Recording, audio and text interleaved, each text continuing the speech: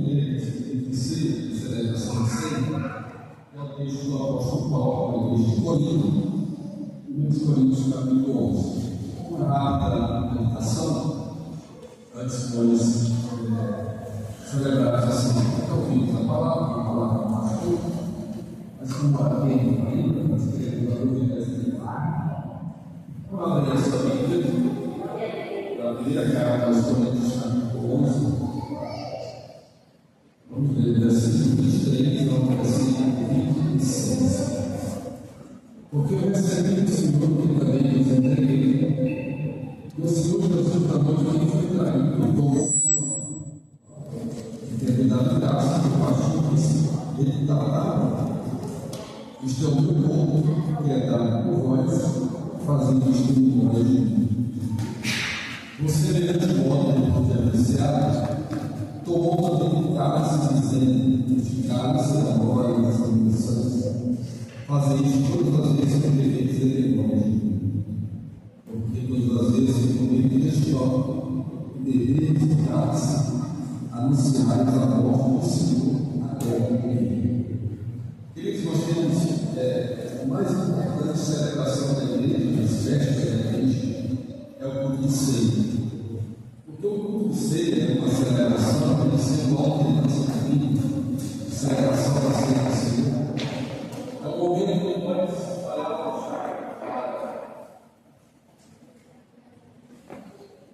Aleluia.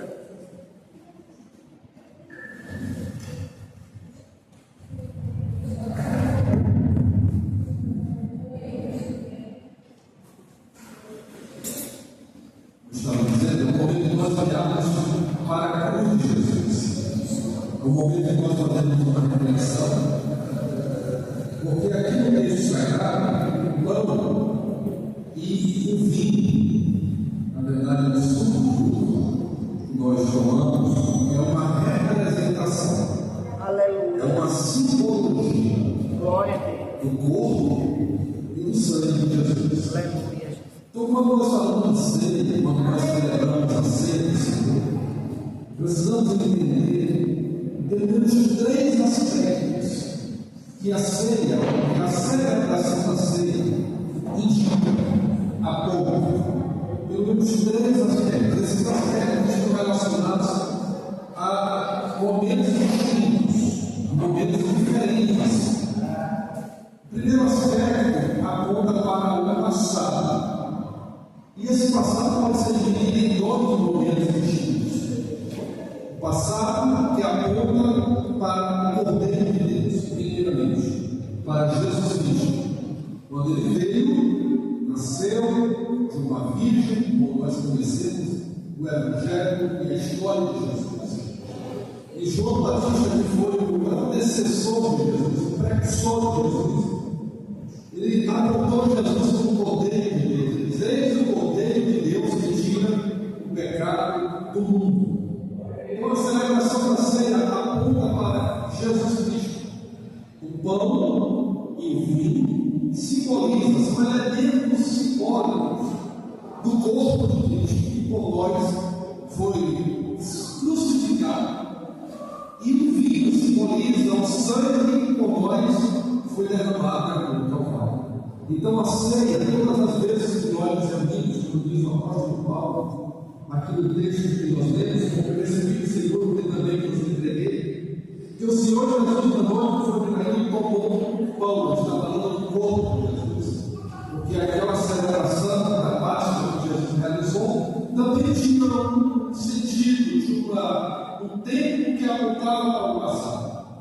E aí, eu disse esse tempo que a ceia aponta esse aspecto do tempo, tanto o tempo que Jesus veio para cumprir a sua missão e morrer por nós pecadores.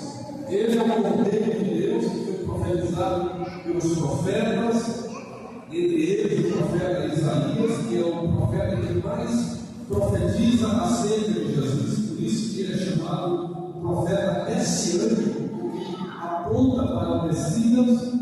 Mas quando nós também entendemos que esse aspecto aponta para o passado mais distante, quando o povo de Deus foi levado, os hebreus foram levados para o Egito e lá tiveram que viver como escravos por mais de 400 anos.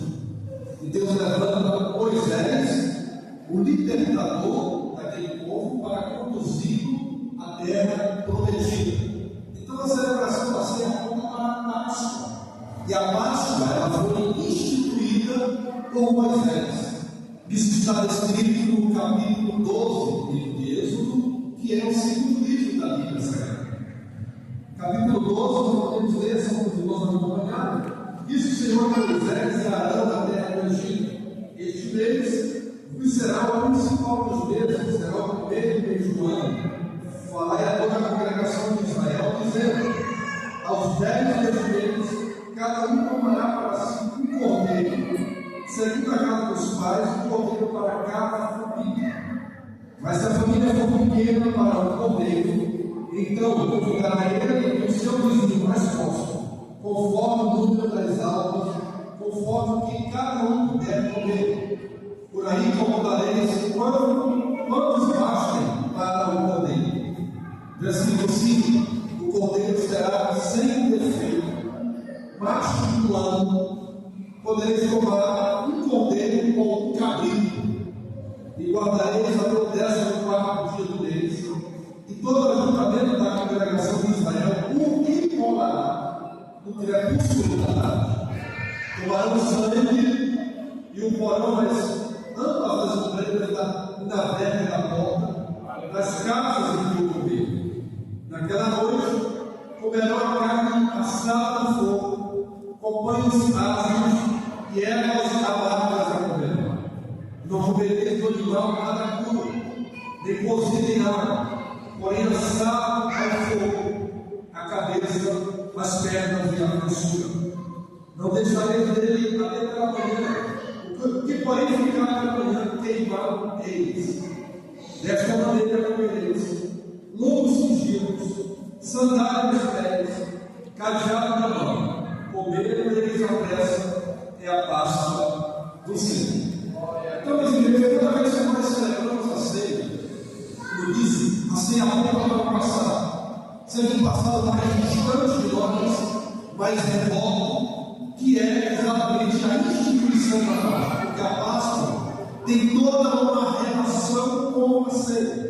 Primeiro, o cordeiro que Deus determinou para cada família de Israel, para que eles matassem o cordeiro de um ser humano, mas o cordeiro ou o cabrito deveria ser sem defeito.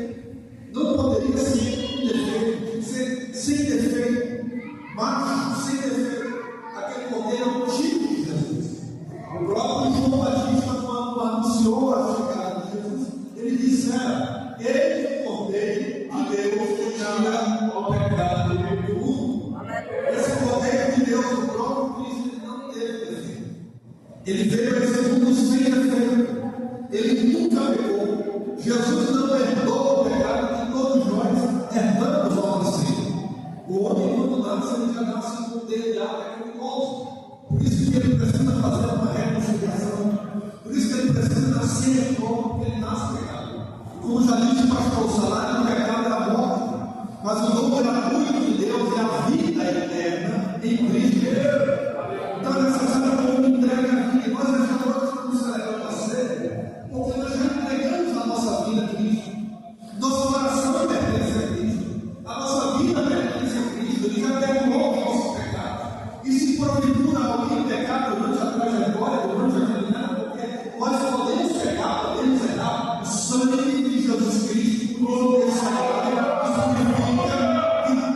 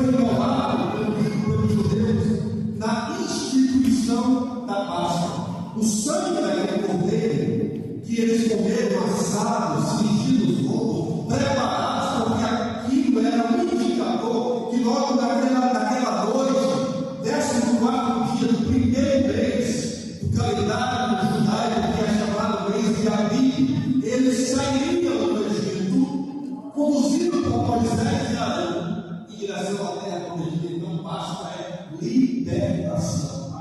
Páscoa é liberdade. Páscoa também é livramento, porque o sangue daquele cordeiro que cada família matou para comer assado, com ervas amargas, sem fermento. O pão que eles deveriam comer era sem fermento, porque fermento indica pecado, fermento indica mistura, e o pão era sem fermento, não poderia ter fermento, porque aquele pão também estava apontando para o pão da vida, que era Jesus Cristo. Então, a ceia aponta para isso. É um aspecto do passado. Toda vez que nós ouvimos esse povo, nós devemos lembrar que ele morreu por nós na cruz do Calvário. Precisamos entender e agradecer pelo fato de fazer, porque o privilégio é participar da ceia do Senhor. E o sangue daquele cordeiro que as famílias mataram para comer assado, ele também teve uma finalidade espiritual, porque aquela noite o anjo da morte viria e a casa onde tivesse sangue nas portais, o anjo entraria e mataria o primogênito daquela casa, como aconteceu com todas as casas dos egípcios. Imagina você, ao amanhecer, toda casa havia um funeral, todas as casas dos primogênitos morreram, até o filho do rei Faraó. Não escapou ninguém. Todos os primogênitos morreram. Não tinha nem como parente visitar outro, dar uma palavra de condolência, de conforto, porque havia um funeral coletivo. Em toda casa havia um morto a bordo do corpo.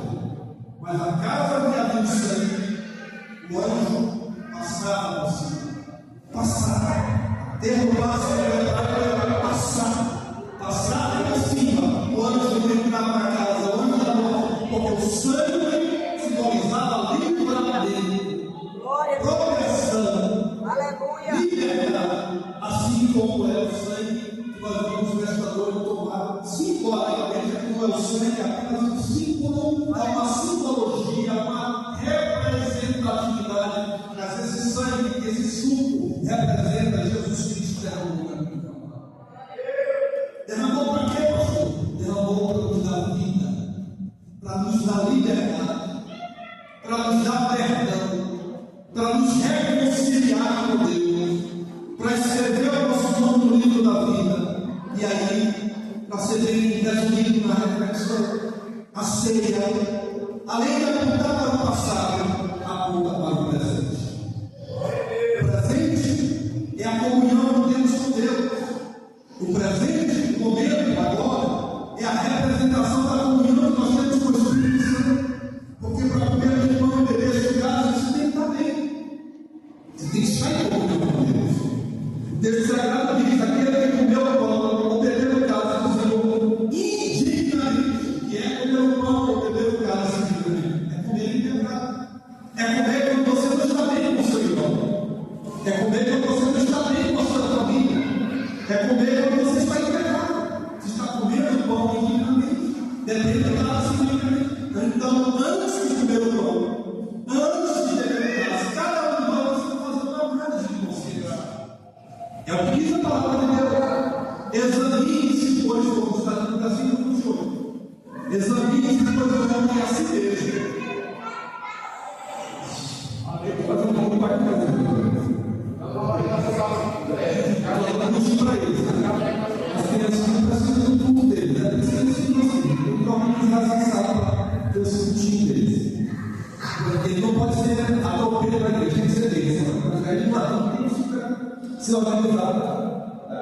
Vamos ajudar o nosso ninguém a organizar essa sala. Vai dar certo, vamos resolver. Então vamos lá. Examine-se, pois, como esse mesmo. E assim como o Paulo me beba do cálice. Fala de comunhão, de adoração a Deus nesse momento. Aquele que está em comunhão, como diz nos Atos dos Apóstolos, a igreja vivia numa perfeita comunhão, numa perfeita comunhão com Deus, sentido vertical, e comunhão uns com os outros, no sentido horizontal. Então é por isso que Paulo diz a cada um de nós: examine-se, pois, o homem a si mesmo. Então, agora, meus amados irmãos, antes da celebração, é o momento de fazer uma análise. Aleluia. Olhar para dentro de nós. Verdade. Se tivermos cometido pecados, é a hora de libertar. Aleluia. Essa perdão a Deus. Se for caso de se reconciliar com a igreja, reconcilie-se para poder participar dignamente. Porque quando você participa do plano do cálice, dignamente, você fortalece a sua vida espiritual. Sabe por quê? Porque a ceia, além de apontar para o passado, tem um significado presente, o fortalecimento espiritual, da comunhão com Deus, da comunhão com o Espírito Santo, da comunhão dos irmãos, e relembrar que o Jesus Cristo salvou as nossas vidas e perdoou as nossas pecados. Aponta também. Aleluia. Aponta para a eternidade. Jesus vai um dia servir a igreja, Ele mesmo, naquilo que nós chamamos as bodas do cordeiro, após o ato de arrebatamento da igreja. Então, esse ato simbólico que nós celebramos pessoalmente, seja aqui na congregação ou na reunião maior do tempo central, na primeira segunda-feira de cada mês, aponta para a festa do casamento de Cristo com a igreja. O milagre matrimonial de Cristo com a igreja, em que nós celebraremos 7 anos de festa lá no céu. Então essa ceia aponta para o céu. Aponta para a eternidade. Glória a Deus. Quando nós lemos o Salmo número 24, por exemplo, Salmo número 24, diz assim: ao Senhor pertence a terra e tudo que nela há. O mundo se nele fundou sobre os mares, sobre os correntes, e estabeleceu: quem subirá ao monte do Senhor? Há uma pergunta: quem subirá ao monte do Senhor? Quem há de permanecer no seu santo lugar? Não está falando de monte no sentido literal, não é o monte Hebron, não é o monte das Oliveiras, não é o monte de não, esse monte do Senhor aqui é a glória, é a eternidade. Quem subirá ao monte do Senhor? Quem? Aquele que é limpo de mãos e puro de coração.